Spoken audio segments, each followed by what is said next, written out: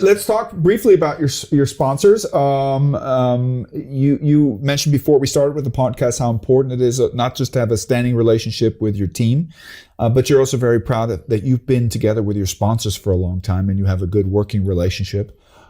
Where they leave you your space and they really support you and you promote them. You want to mention some of your sponsors for our participants? One of your largest ones? I have no problem with. I just was having an appointment today with Wiesbauer, which is my biggest sponsor for. Shout out to Wiesbauer. 18 years. Wow. Austrian producer of nutrition. And sausages are their most famous product. And I have Specialized bicycles for the same amount of years. Yeah. So they are really good bikes. Yeah. I have a Specialized too. I'm specialized in that. Yeah. But the good thing with sponsors is they're very important when you start your career. Yeah. You know, without them it wouldn't be possible. But now in the meantime,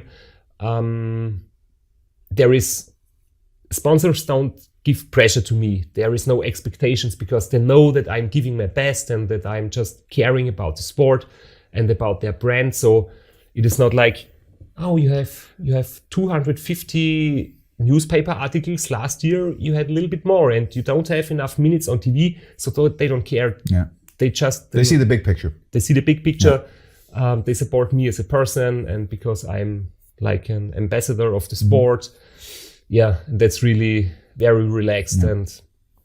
And also the thing that I have, in the meantime, I have other ways to get some money with my shop, with my keynotes. So it's great to have you don't just have keynotes. By the way, he's available. I'm having a great time talking to him. But if you want him to come present in your company and give him insights, you're available in German and English. Any other languages? Not yet. Not yet. Okay. So that's one possibility. Another thing which I'm impressed with. You're also a podcaster. Yes. Yes. Name of the podcast? The name of the podcast is Sitzfleisch. Which I love the name. We have to translate that into Sitzfleisch is the Austrian or German way of referring to the cushioning of your butt. That is where you sit. It's the to have Sitzfleisch means you have patience. The ability to sit things out. Yeah. To have endurance. Yes. Also psychological endurance. Yeah. And of course enough seat meat. Yeah. Seat meat. Yeah, that's exactly, that's the literal translation for it. And I think 212 podcasts already?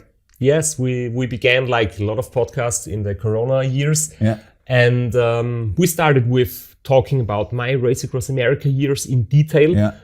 But my last Race Across America was 5 years ago. Yeah. So in the last 5 years, I changed to newer and more actual challenges with my bike.